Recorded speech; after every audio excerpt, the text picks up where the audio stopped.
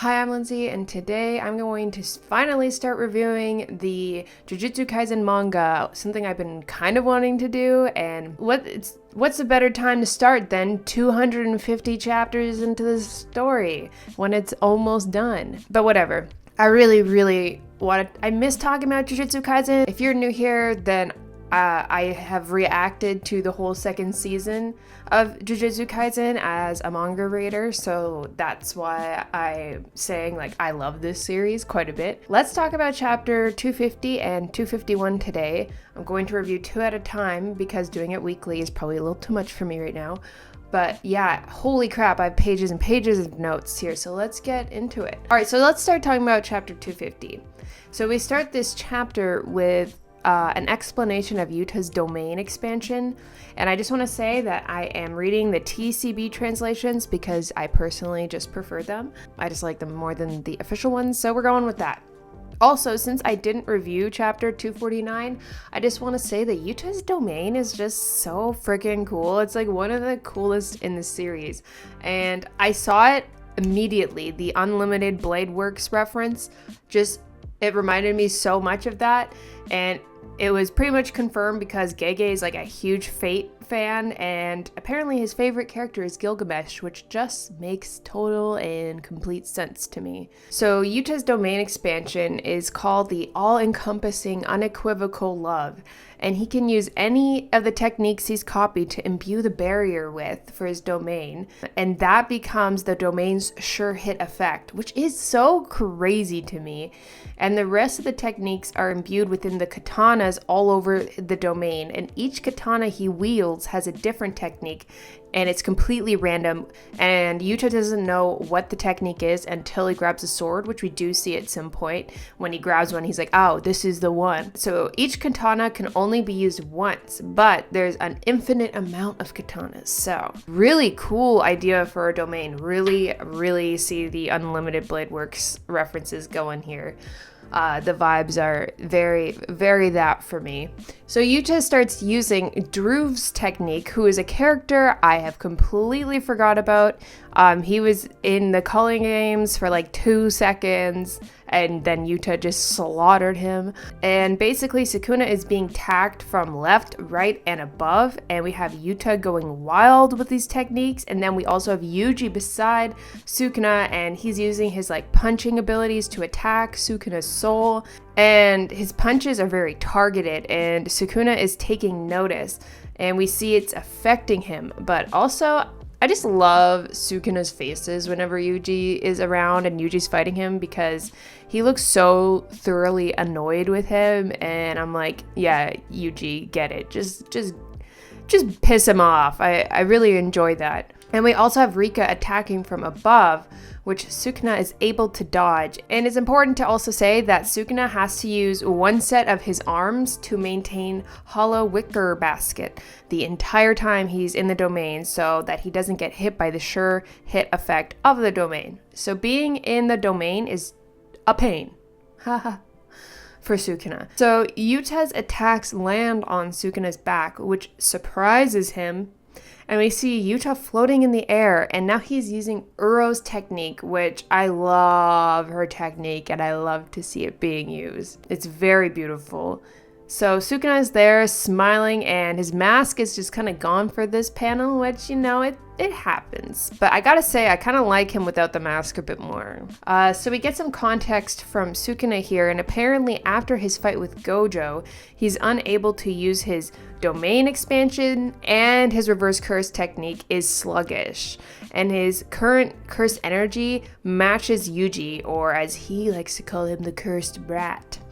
And because he has to maintain hollow wicker basket, he's unable to use his world bisecting dismantle. So we are also getting to see the impact on the fight Sukuna had with Gojo, and how much damage Gojo actually was able to do to Sukuna. And yeah, Sukuna's majorly, he is very slowly being whittled down here. And I have to give a lot of respect to everyone who has joined the battle so far, but obviously mostly Gojo, because he really did that. He may have died, but he really did that. Then we get this amazing page of Rika grabbing Yuji and just tossing him across the domain. And I just love how people love throwing Yuji. Like he's just like a ball or something. So Sukuna looks back like he's all annoyed at Yuji as usual, and Yuta is there and he's using Uro's technique. There's a lot going on here. And Sukuna defends against Rika and Yuji's attacks with his arms while grabbing Yuta's sword with his other hand. But every time Yuji hits Sukuna, it affects Sukuna's soul more and more. And Sukuna compares Yuji to Mahito's technique, which I'm sure Yuji would just love to hear. And how every time he would touch someone, he would connect to the person's soul. That's what Yuji is able to do now. So he says Yuji can sense the barrier between his and Megami's soul, and he's targeting that directly. And he's rousing Megami's soul that was submerged after the bath. Because before that, when Yuji and Maki were fighting against Sukuna, we saw that Megami was still trying to fight back. His soul was still trying to fight back, but of course a lot has happened, and we'll talk about that, but a lot has happened since that fight where Megami's soul is submerged more and he has given up the will to live. So, I mean, we'll talk about it. It's funny because like I wrote down my notes from chapter 250 way before chapter 251 came out, so it's just funny reading them back and be like, maybe Megami's gonna fight back, we'll see. Megami should be able though to kind of fight back by now, even though the last time we saw him he was very defeated. But every time Yuji strikes Sukuna, his cursed energy output falls and his body weakens, and they just keep wanting to chip away at him until he can't maintain hollow wicker basket anymore. And Sukuna thinks that if that were to happen, Yuta would use Angel's technique, Jacob's Ladder, as the sure hit effect in the domain to eradicate the cursed object in Megami. So, Sukuna knows. He's caught on to these plans. So Sukuna begins to use Cleave on Yuji, but Yuta uses Inumaki's technique, who we never get to see. We get to see Inumaki live on through Yuta, even though he's not dead. He's alive, but we never get to see him fight. And he stops him with a don't move. And Yuta grabs a Nukatana, which has this thin icebreaker technique. I totally forgot that this was an extension of Uro's technique. That makes sense. That's kind of what I thought it was. But yes, thin icebreaker, extension of Uro's technique. It knocks Sukuna back, and Rika goes back into it, trying to strike Sukuna. And Sukuna just looks so smug here, and we see him get knocked back quite a bit by Rika, but he's still maintaining hollow wicker basket. And then Gege references his own anime, which I saw a lot of people mention, and it's really cool that he can reference the changes in like the anime and the posing in the anime and all of that. That's fun. But it looks like a reference to Sukuna's fight versus Maharaga in the anime, and I love that. It just comes full circle. I just love that. It's so cool. But yeah, he's about to use Cleave on Yuji and Yuta, and they look shocked as they like receive a direct hit of Cleave, and he just kicks Rika and uses Cleave or Dismantle. I'm not really sure what he uses against Rika. Looks like it's Cleave, but I'm not too sure. And it doesn't look good for them at this moment. Then Sukuna thinks about how he has to directly touch them to leave a fatal wound, just like it was when he first attacked Ryu for that first time, because Ryu just like bodied the hit until Sukuna directly touched him because he could physically take that. Then we get more internal monologuing from Sukuna, and right now he feels like the protagonist right now, and it's weird because we're hearing so much from him and nothing from the other two really. But I guess Sukuna is us in this situation because we got like no context into what they have been doing for like the last month or so to prepare.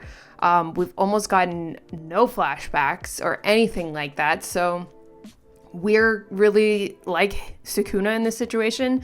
We're not sure what's happening and how they were able to do all of this.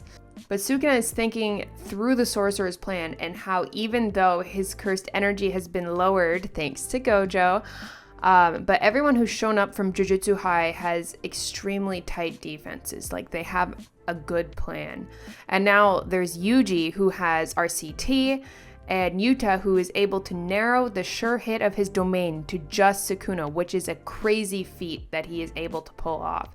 So he wonders how in the world were they able to put together such a plan in this last month, and he asks them what they've been up to, and Yuji starts by saying that it's hard work, it's determination, but Yuta interjects and just saying, oh, like, we just cheated. But they both kind of say it at the same time, and they're just like, oh.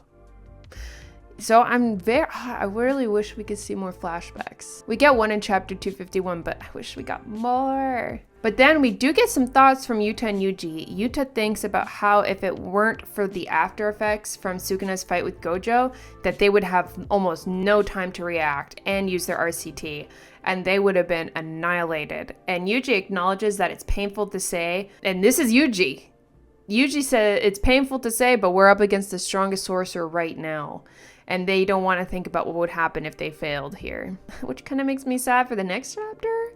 So Rika, Yuji, and Yuta are all attacking Sukuna again from every angle, and we see that Yuta is using Charles's clairvoyance technique now and lands a big hit on Sukuna's face. Then Yuji and Rika come in and start just hitting him and pounding away, and every time Yuji punches Sukuna, it connects with the soul. So Sukuna thinks to himself about all the techniques that Yuta has used so far, or might be able to use at some point, because he has not used Angel's technique yet. But he ponders if Yuta could use his Gojo's technique, but disregards it because he says, you wouldn't be able to use Gojo's technique without having the 6 eyes. But then Yuta thinks that Sukuna will be caught off guard by a technique he hasn't seen used, and then he grabs a katana saying that this is the one. So because he doesn't know what technique is in the katana until he grabs it. And he moves himself right up to Sukuna's face, but Sukuna, with his little disappointed expression, grabs the katana. But then, Yuta uses cleave. He uses Sukuna's technique against him, and the chapter ends with Sukuna being like, wait, this is my technique? You're using my technique against me? And then the chapter ends, and that's it for 250. So much happens in this chapter. These chapter 249 to 251 have been so good. And it's nice to see the two protagonists like working together, and Yuta's domain, one of my favorites in the series. It's very like complex. I mean, not like Hikari level of complex, but it's very intense and complex. Really beautiful design. Like the design of it, just Gege like popped off. And of course, Yuta's technique is also just like crazy as well. And we have to give thanks to Gojo for doing everything that he's done, because without him, this all would have been like impossible. But this is just like a wild fight to witness. This has been going on for so long too. There's a whole fight with Sukuna. We waited for so long to see Yuta's domain, and it did not disappoint. It really was perfect for him. So I wonder, it's funny reading my notes now, I was like, I wonder what we're going to see for next chapter. I do fear for Yuta, I do, because he's so impressive and has already taken out Kenjaku, so, and and Geto, like, he's taken out a lot of the villains in this series. And I'm just a little bit worried for him at this point, but he's doing a great job so far. I love how Sukuna didn't expect that like at all, that he would use his technique against him like that, and wondered instead, he was like, I wonder if he's going to use like a super OP technique like Limitless, but then he gets hit with his own technique instead. Very cool. I love that moment for Yuta. No one can take that away from him. And I wrote in my notes here, okay? In my notes, I wrote, I'd personally love to see Maki come back into the story. Interesting. Also, I hope all the other sorcerers are doing okay. I'm sure they've all been transported out by Wiwi, who is honestly really coming in clutch in this arc. And I wrote this, but I do worry about Choso's status every day. If you're new here, it takes about 5 seconds to go through my channel, and you'll see I'm obsessed with Choso, like so obsessed. But anyways, I loved seeing Yuta and Yuji working together, and I was excited to read chapter 251. I really was hoping that this would all go well for them. In a lot of ways it did. We also have the merging Tengen with humanity thing we have to worry about as well. I'm wondering if that's going to happen. I kind of hope it does because I feel like it would look awesome. But I don't expect much happiness to come out of the story, so I also kind of want like the worst possible things to happen sometimes, if that makes sense, because I'm like, this is the story that kind of pulls that off pretty well.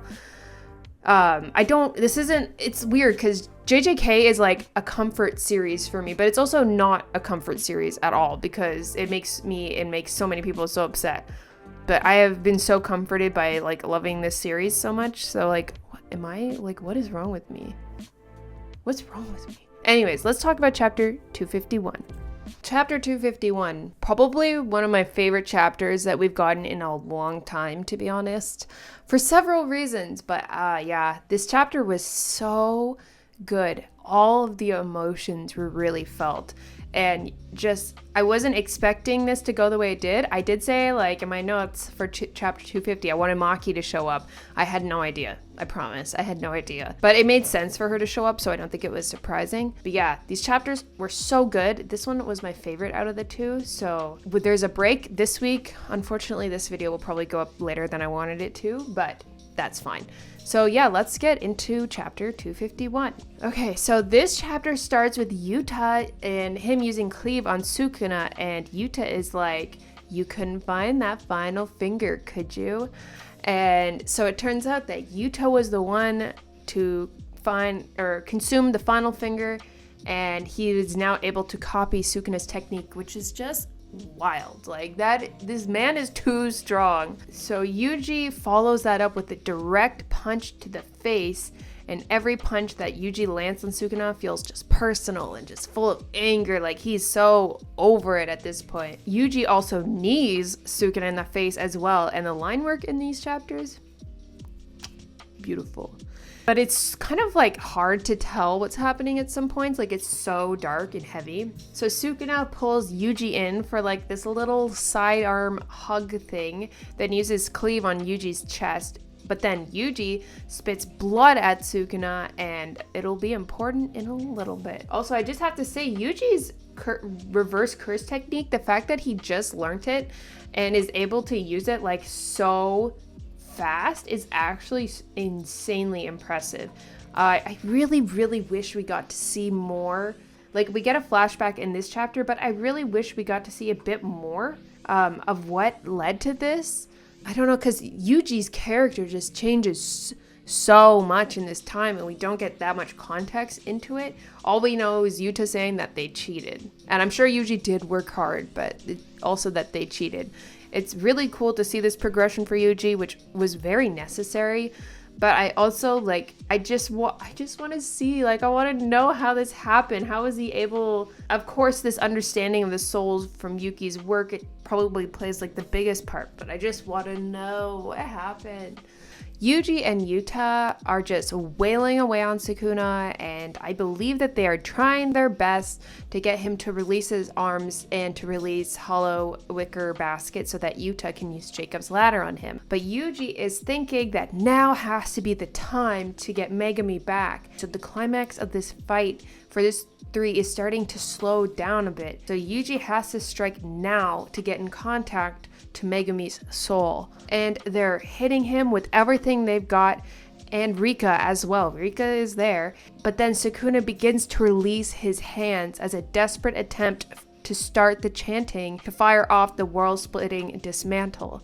And Yuji quickly grabs Sukuna's arm, and Yuta says that he knew eventually that Sukuna would try this. So Sukuna lands a brutal attack on Yuta's head, and we see how fast Yuta's RCT is working here. Like, he is healing quick. Also, Rika and Yuji now are just holding on to 3 of Sukuna's arms. Yuta is thinking about how he needs all his hands to do the chants and hand signs for the expanded dismantle, and he couldn't do it before maintaining Hollow Wicker Basket, obviously. Then we see Sukuna's face get slashed because Yuji used Supernova on Sukuna. That blood that he spat on his face before is now exploding, and he seems surprised, and I'm like, yeah, you get him, Yuji. You get him. You use blood manipulation like your big brother Choso.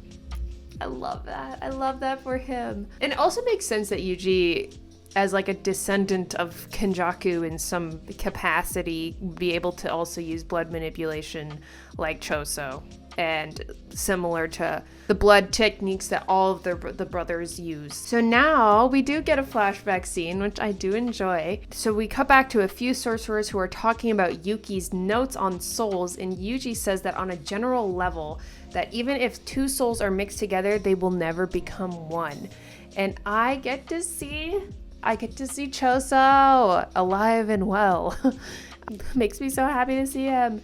And he makes some interesting statements that Yuji and Sukuna were just really a special case, and that he also doesn't feel a trace of the soul that inhabited his body formerly, which we never really heard Choso reference that before, or talk about the fact that he had taken over someone's body. But it's due to the massive gap in cursed energy between a cursed object and a non-sorcerer, and that according to Queen Yuki herself, the soul can be plunged further and further down, but they will never conjoin and become one. She got pretty freaking far in her research, okay? Also very interested to know how she figured all of this out. So the crew here consists of Choso, Hana, Yuta, Maki, and Yuji, and they are concerned if Megumi is also an exception to this idea, like Yuji was, about souls. And I love Yuji's confidence here with how much he studied her notes.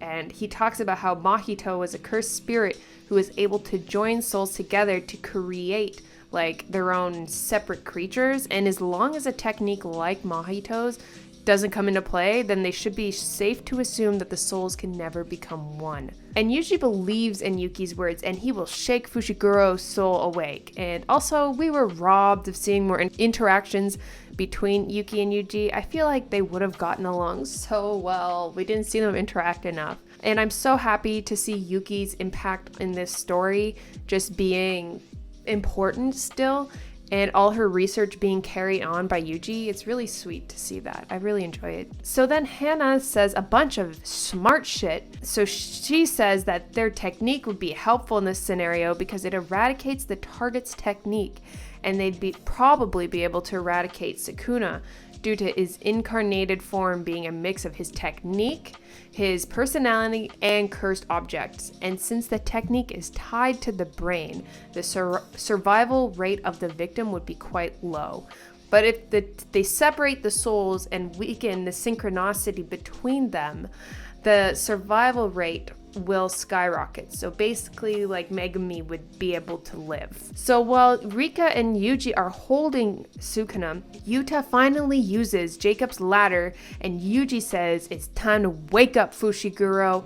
Let's get it. Let's get out of here," and delivers his soul awakening punch. And we see that their plan was pretty much flawless, but the only thing that they did not take into consideration is that Megumi would no longer have the will to live.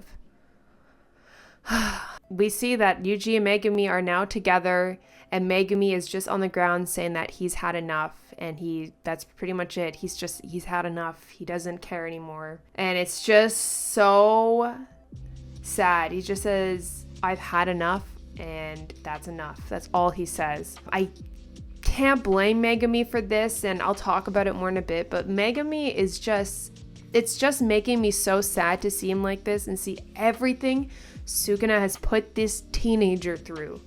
It's horrible. It's vile. Like, I sympathize with Megumi a lot, and the fact that he doesn't feel the will, he literally cannot gather up any courage, or not courage, he can't muster up any strength to even continue to go on.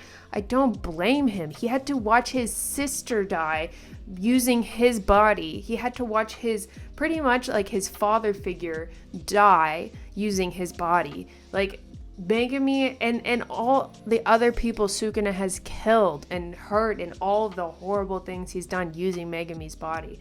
Like, and Yuji understands this. Like, as Megumi, and I'm not like gonna compare their trauma, but Megumi's goal since the beginning of Jujutsu Kaisen was to save his sister. And then his body was just totally taken over and manipulated into killing his own sister, and to make it worse, Sukuna used Megumi's technique to kill her. and that is so sad. Like, I don't blame him.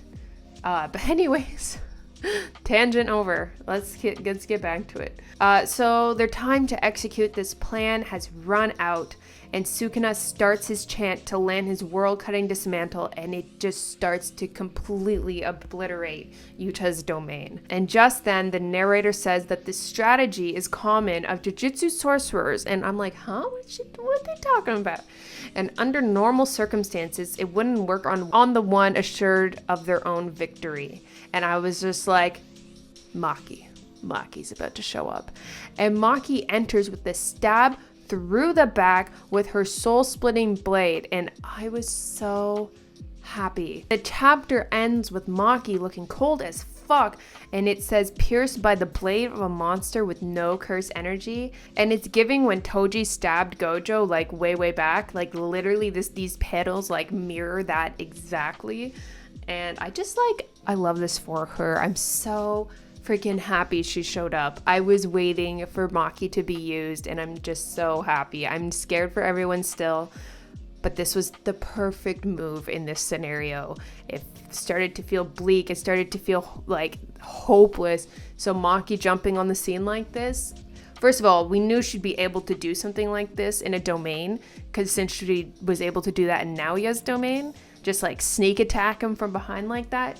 So of course, totally makes sense that she would be doing this. And Sukuna previously put respect on Maki's name. He commended her strength and way back when he first took over Megami. And I loved that whole fight with Yuji and Maki versus Sukuna so much. I'm so glad to see her back on the scene again. I really hope she doesn't die like first thing in the next chapter. I'm scared. Yeah, I'm gonna be interested to see what this blade, what her katana has effect on Sukuna. It is the soul-splitting katana, so I'm very interested to see what happens next with her and the rest of them. I'm scared for her, and I gotta as a woman myself, I am a stark defender of the women in this series. I hear a lot of people talking shit on them, and I think the women in this series are maybe not always in the forefront, but I still think they're very impressive characters. Like, we are still seeing, well, one, we have Maki, who is literally described as like a demon and a monster and stuff like that. And then we have Yuki, who unfortunately is dead, which is sad because she's like one of my favorite characters. But Yuki is a character that we're still seeing her impact in the story, even though she's not there. It's like Gojo's impact with Sukuna, all the damage that he did to him. It's like that, very similar to that, where she has had a huge impact in the story by trying to change the system, change how things work so that they aren't just putting a band-aid on things anymore. And she actually did research on souls and all that, and Yuji has been using them, and they've all been using them. And then on top of that, you have like Hannah and Angel, who are so useful. Like, they have one of the most useful techniques in the series. So the women in the series, you know, they get shit done. And then, like, you know, there's other people like Shoko, who's genuinely one of the most important characters. Unfortunately, we don't get to see her very often, but she's very important. And I'm just happy to see characters being used well, but I'm very excited for the next chapter. I think it's going to be pivotal. I think we are seeing most of the players in the story, they're out and about now, and they're doing things. They've contacted Megami, so what's going to happen next? Is Megami going to start the merger?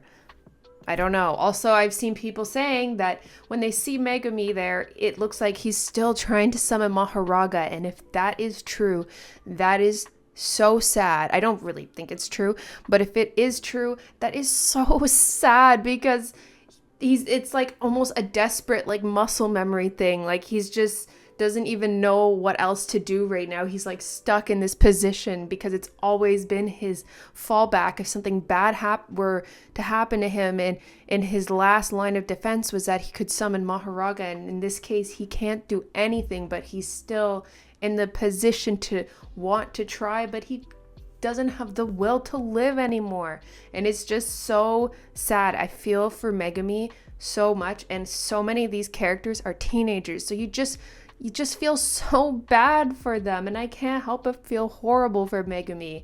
And I totally understand where he's coming from here. I'm hoping that they're able to either forcefully pull Megumi out, don't know how that would work, or I fear that the merger might start, and I have no idea, but I just have to say this chapter was like a 10 out of 10 chapter. I really, this is when I enjoy JJK the most, is when you see all these characters working together with a good plan and seeing how they adapt when that plan starts to fall apart. And then seeing how people's choices affect the characters in this story, seeing how horrible the villains are, and seeing how much they impact these characters.